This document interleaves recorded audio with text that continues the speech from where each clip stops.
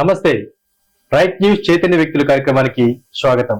ఈనాటి కార్యక్రమంలో పాల్గొనడానికి మనతో ఉన్నారు వైఎస్ఆర్ కాంగ్రెస్ పార్టీ సీనియర్ నాయకులు, ముఖ్యమంత్రి జగన్మోహన్ రెడ్డి గారి ముఖ్య అనుచరులు, అటు ఐఏఎస్ గాను ఇటు ప్రస్తుత రాజకీయ రంగంలోనూ నిరంతరం ప్రజా సేవలో పరితపిస్తూ ఉన్న మాజీ ఐఏఎస్, ప్రస్తుత గూడూరు ఎమ్మెల్యే వెలగపల్లి వరప్రసాదరావు గారితో నేను మనం ఉన్నాం.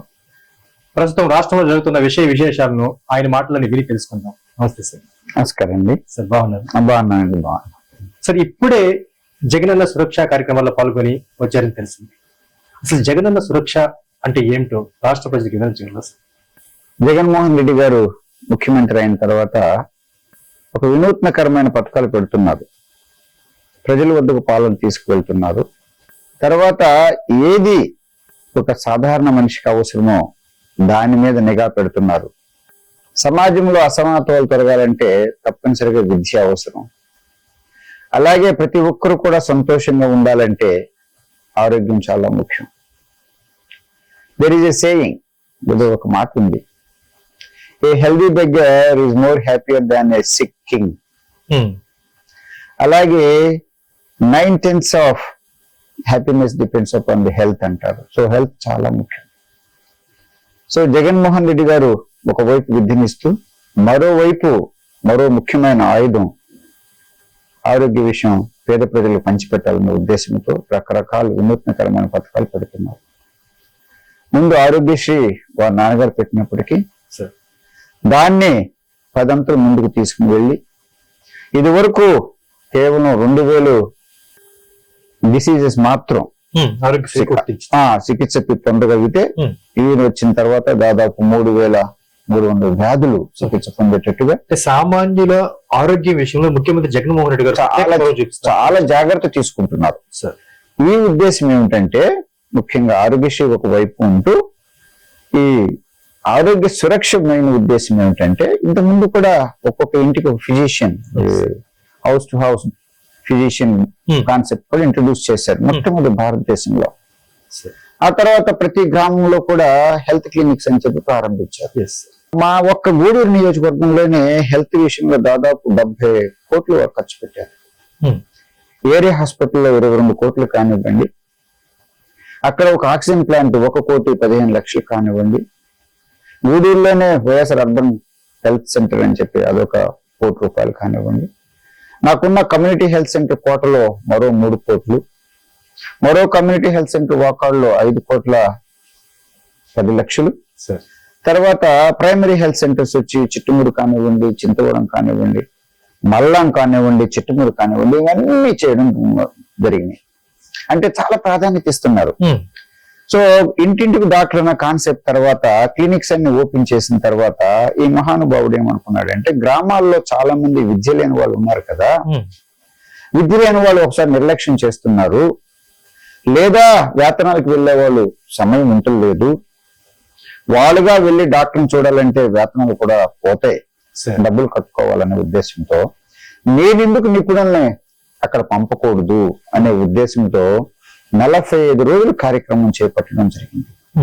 5 దశలుగా చేస్తున్నారు. మొదటి 3 దశలు కూడా ప్రతి ఒక్క ఏఎన్ఎంస్ కానివ్వండి, ఆశా వర్కర్స్ కానివ్వండి, అలా వాలంటీర్స్ తో కలిసి, అలాగే మా గృహసారథులు ఎందుకంటే ప్రజల వైపు బాధ్యత కనుక పార్టీ వాళ్ళు ఎవరో ఉండాలి కనుక ప్రభుత్వం వైపు ఆ 3 ఉన్నారు. ఏఎన్ఎంస్ కానివ్వండి, ఆశా వర్కర్స్ కానివ్వండి, వాలంటీర్స్ కానివ్వండి, ఇటు ప్రజల తరపున కూడా ఉండాలనే ఉద్దేశంతో గృహసారథులు మా సెక్రటరియట్ కన్వీనర్స్ కూడా పెట్టడం జరిగింది. వారు ఇంటింటికి వెళ్లి ఒక్కొక్క మనిషిని కూడా స్క్రీన్ చేసి వాళ్ళకి టెస్టులు కావాల్సి వస్తే 7 రకాల టెస్టులు చేయించడం జరిగింది. అది రక్త పరిశోధన కానివ్వండి, అలాగే మూత్ర పరిశోధన, అలాగే స్ఫుటం ఉమ్ము కూడా పరిశోధించడం జరిగింది. ఆ తర్వాత అక్కడ ఈ మహానుభావుడు జగన్మోహన్ రెడ్డి గారు 173 మందులు కూడా ఉచితంగా ఇస్తున్నారు అక్కడే. అది ప్రతి దానికి ఎవరికన్నా మహిళలు కనుక రక్తహీనత జరిగితే వారికి తగినట్టుగా హీమోగ్లోబిన్ టాబ్లెట్స్ వేయడం, అలాగే కంటి చూపు సమస్య ఉంటే ఏ వైటమిన్ అందచేయడం, ఈ విధంగా చేసుకుంటూ వస్తున్నారు. అలాగే గర్భిణీ స్త్రీలకి, బాలింతలకు కూడా చాలా విశేషమైన ఆహార పోషణ ఇస్తున్నారు. ఇదివరకు ఏం చేశారు ఏంటో నాకు తెలియదు కానీ చాలా పోషకాహారం ఇస్తున్నారు. అలాగే బాలామృతం అని చెప్పి పసిబిడ్డలకి అన్ని గ్రైన్స్ కలిపి ఉన్నాయి, అన్ని కూడా చక్కగా పిండి చేసి ఇస్తున్నారు 2 kgs.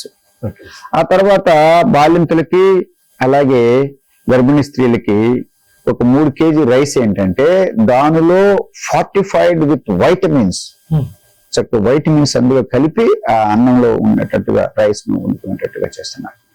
అది మాత్రం కాకోకుండా 25 గుడ్లు ఇవ్వడం కానివ్వండి నెలకి, తర్వాత పాలు ఇవ్వడం కానివ్వండి, కందిపప్పు, ఆయిల్, ఇలా ఎన్నో విధాలుగా. అంటే ఏంటంటే ఈ మహానుభావుడి ఉద్దేశం ఏంటంటే న్యూట్రిషన్ బాగుంటే బిడ్డ పెరుగుదల బాగుంటుంది, బిడ్డ పెరుగుదల బాగుంటే మెదడు గాని మానసికంగా కూడా చాలా అభివృద్ధి బాగా ఉంటుంది.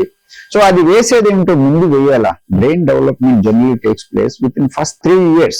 ఆ 3 years లో కావాల్సినవి కూడా ఏర్పాటు చేస్తూ ఆ ఇన్ఫాంట్ నుంచి 3 years వరకు కావాల్సిన ఆహార పదార్థాలన్నీ వాళ్ళకి ఇస్తున్నారు. సో తర్వాత వీళ్ళందరూ కూడా గర్భిణీ స్త్రీలు కానివ్వండి లేదా ఈ పాలు ఇచ్చే వాళ్ళు కానివ్వండి, వాళ్ళు కూడా వెళ్ళి చక్కగా అంగన్వాడీలో తినడానికి అవకాశం ఇస్తున్నారు. ఇది నిరంతరం కొనసాగుతున్న విషయం బాగుంది.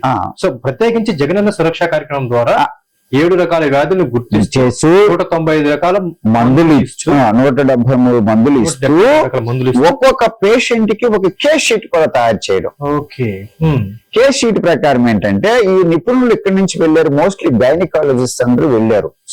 గైనకాలజిస్ట్ తో పాటు జనరల్ సర్జన్ కానివ్వండి, పీడియాట్రిషియన్స్ కానివ్వండి, ఈవెన్ సైకియాట్రిక్స్ కూడా వెళ్ళారు.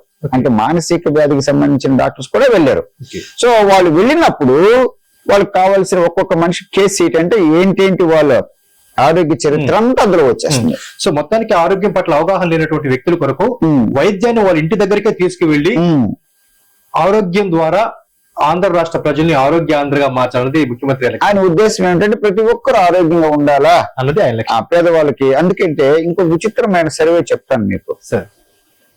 గ్రామంలో ఉన్న ఒక మహిళ 12 సంవత్సరాలు ముందు చనిపోతుంది టౌన్ లో ఉన్న మహిళ కంటే.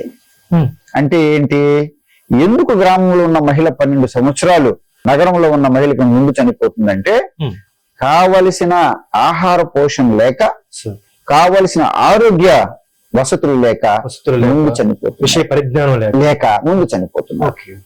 అలాగే చాలా మంది బాలికలు గ్రామాల్లో కావలసిన హెల్త్ కి సంబంధించిన శానిటేషన్ ప్యాడ్ అవి లేక తర్వాత 8వ తరగతి నుంచి డిస్కంటిన్యూ చేస్తున్నారు. Why there is a lot of school drop outs among the girls in villages. గ్రామాల్లో ఎందుకు ఆడపిల్లలు విద్యను ఆపేస్తున్నారంటే ముందు సరైన మరుగుదొడ్డులు లేక, శానిటేషన్ ప్యాడ్స్ లేక. ఈ మహానుభావుడు ఇప్పుడు శానిటేషన్ ప్యాడ్స్ ఇస్తున్నారు. ఆ తర్వాత వాళ్ళకి నాడు నేడు కింద చక్కని బాత్రూమ్లు కూడా ఏర్పాటు చేశారు. మరో విషయం నేను సగర్వంగా తెలియజేస్తాను, మేనిఫెస్టో విషయంలో కూడా అన్నా మీరు పెద్దవాళ్ళు మేనిఫెస్టో పాయింట్లు ఏంటి ఏమని చెప్పడం జరిగింది, నేను ఇవ్వడం కూడా జరిగింది. అలాగే చెప్పవచ్చును చెప్పకూడదు. ఈ శానిటేషన్ ప్యాడ్ కూడా నేను దాదాపు 2 సంవత్సరాల క్రితం చెప్పాను. బాబు చాలా చోట్ల గ్రామం నుంచి వచ్చిన పేద మహిళలు, గర్ల్స్ ఇబ్బంది పడిపోతున్నారు, అది చేస్తే బాగుంటుందంటే అది వారికి వచ్చినా నేను చెప్పేది ఉండొచ్చు, వారికి కూడా ఆలోచన వచ్చి ఉండొచ్చు. కానీ నేను 2 సంవత్సరాల క్రితం చెప్పాను, అది అమల్లోకి రావడం అనేది నాకు సంతోషంగా ఉంది. ఎప్పుడైతే నగరంలో ఉన్న మహిళలకి ఏ విధమైన వసతులు ఆరోగ్య విషయం దొరుకుతుందో ప్రభుత్వం నుంచి అదే మాదిరి వసతులు కూడా అలాంటి వసతులే గ్రామంలో ఉన్న వాళ్ళకి కూడా వచ్చినప్పుడు అది నిజమైన ప్రజాస్వామ్యం. సో మారుమూల పల్లె ప్రాంతాల్లో కూడా ఆరోగ్యం పట్ల కావచ్చు వ్యక్తుల జీవన శైలి మారాలా, అది ప్రభుత్వమే చేయాలి. జాతిపిత మహాత్మా గాంధీ గారు ఒకే మాట అన్నారు, మారుమూల పల్లె ప్రాంతాల్లో కూడా నిజంగా ప్రభుత్వం పనిచేస్తే అక్కడ స్వతంత్రం వచ్చినట్లు. దిశగానే జగన్మోహన్ రెడ్డి గారు అడుగులు పడుతున్నారు. ప్రతి ఒక్కరూ ఆరోగ్య విషయం, విద్య విషయంలో చాలా జాగ్రత్తగా ఉన్నారు. అలాగే అంబేద్కర్ రాజ్యాంగంలో చక్కగా నిర్దేశక సూత్రాలు పొందుపరిచారు, ఏమేమి కావాలా మౌలిక సదుపాయాలని చెప్పి.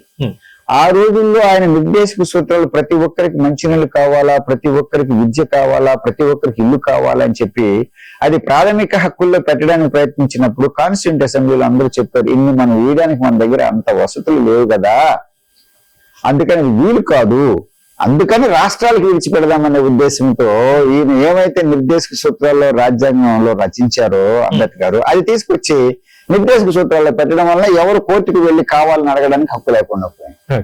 ఈ ప్రాథమిక హక్కుల్లో కోర్టుకు వెళ్ళి తెచ్చుకోవచ్చు, దానివల్ల ఎవరికి ఏం రావటం లేదమ్మా. మత స్వాతంత్రము, వాక్ స్వతంత్రం అలాంటి గొప్ప వాళ్ళకి, పేదవాడికి ఏంటంటే విద్య కావాలా, ఆరోగ్యం కావాలా, ఇంటికి కావాలా, తాగునీరు కావాలా, అది వసతులు. ఓకే సో ఇప్పుడు ఇవన్నీ కూడా జగన్ గారు చేస్తూ ఉన్నారు కనుక మాలాంటి వాళ్ళకి మేము ఏదో వైఎస్ఆర్ పార్టీ ఎమ్మెల్యేము ఎంపీ అనుకునే సంతోషం కంటే కూడా జగన్మోహన్ రెడ్డి గారు ఈ విధంగా పేద ప్రజలకి చక్కని సంక్షేమ పథకాలు ఇస్తున్నారు, వాళ్ళు చాలా గౌరవంగా చూస్తున్నారు. ఓకే ఎందుకంటే వాలంటీర్ సిస్టమ్ ఎవరికి ఎక్కువ ఉపయోగం అంటే నాకు తెలిసినంత వరకు ఈ ఎస్సీలు ఎస్టీలకి బీసీలకి ఉపయోగం అది. ఎందుకంటే వాళ్ళకి మనుషులు ఉండరు వెళ్ళి తెచ్చుకోవడానికి.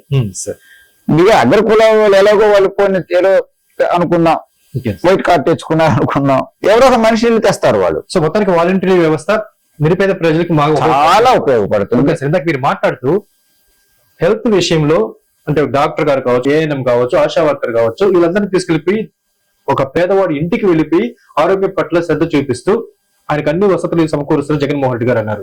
అయితే ప్రభుత్వం ఎంతో ప్రతిష్టాత్మకంగా చేపట్టినటువంటి వైఎస్ఆర్ హెల్త్ విలేజ్ క్లినిక్లు ఈ 3 నియోజకవర్గంలో పూర్తయ్యాయేమో కానీ అంటే గ్రామ హెల్త్ విలేజ్ క్లినిక్ కొన్ని ప్రాంతాల్లో బేస్మెంట్ లెవెల్ అట్టే ఆగిపోయాయి సార్. మా దగ్గర అయితే ఉదాహరణకి మాకు 22 కోట్లతో వేరే హాస్పిటల్లో, కొత్త హాస్పిటల్ 100 బెడెడ్ హాస్పిటల్ కదా, డిసెంబర్ కి ఒక వింగ్ అయిపోతుంది.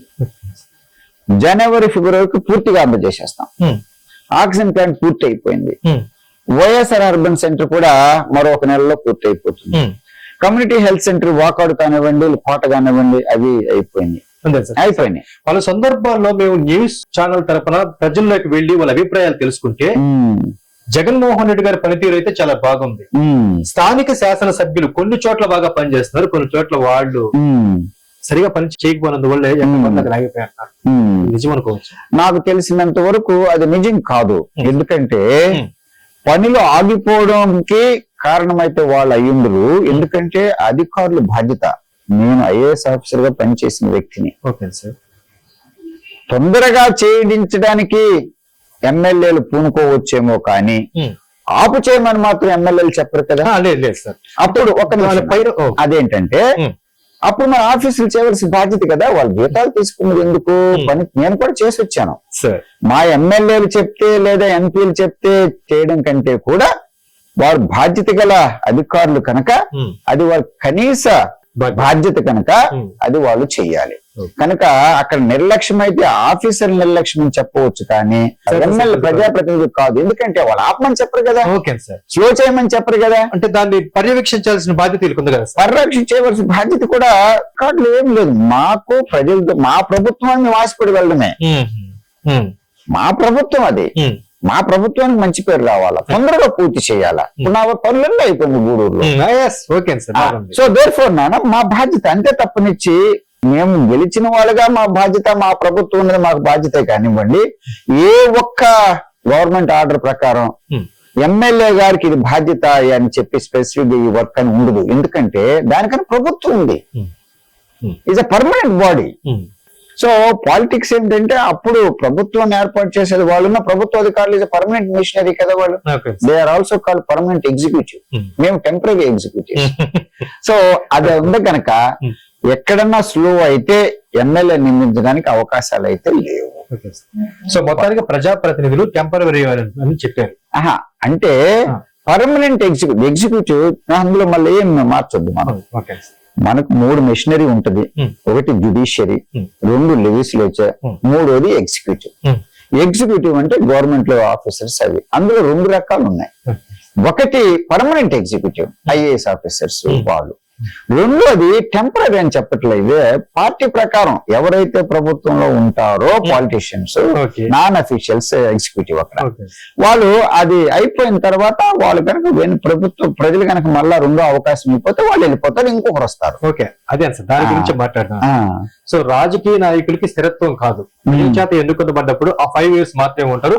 తదుపరి ఎన్నుకుంటే మళ్ళీ ఇంకో 5 years కూడా ఉంటారు. కానీ ప్రజాప్రతినిధులు మారుతూ ఉంటారు. అవును. అయితే ఆంధ్ర రాష్ట్రంలో ప్రతిపక్ష పార్టీలు కావచ్చు, కొంతమంది రాజకీయ మేధావులు కావచ్చు మాట్లాడుతూ ప్రస్తుతం ఆంధ్ర రాష్ట్రంలో జర్మన్ నియంత అడాల్ఫ్ హిట్లర్ పరిపాలన కొనసాగిస్తున్న జగన్మోహన్ రెడ్డి గారు అంటే ప్రతిపక్షాల గొంతు నొక్కుతున్నారు, ప్రతిపక్ష పార్టీలే లేకుండా రాష్ట్రంలో నిర్వీర్యం చేస్తున్నారని చెప్పి జనసేన పార్టీ నేత పవన్ కళ్యాణ్ గారు ఆరోపిస్తున్నారు. దీనిపై మీ స్పందన? పవన్ గారిని అనొచ్చు అనకూడదు నాకు తెలియదు కానివ్వండి. రాజకీయ అనుభవం లేదు. ఖచ్చితంగా ఒక పౌరుడికి హక్కు ఉంది, నేను కాదంటే లేదు. కానీ ఏ విషయంలో హిట్లర్ లాగా ప్రవర్తిస్తున్నాడో చెప్పగలిగితే బాగుంటుంది. అంటే ప్రతిపక్షాలు ఏదన్నా సవాలు పెట్టుకునే దాని కనుక కావచ్చు, ఒక యాత్ర చేసే విషయంలో కావచ్చు, వాళ్ళకి ఆ ఛాన్సే లేకుండా చేస్తున్నారు అని చెప్పి ప్రతిపక్షాలు ఆరోపణలు చేస్తున్నారు. ఎక్కడ కూడా అలా చేయలే. ఉమ్. ఎప్పుడు చేశారు?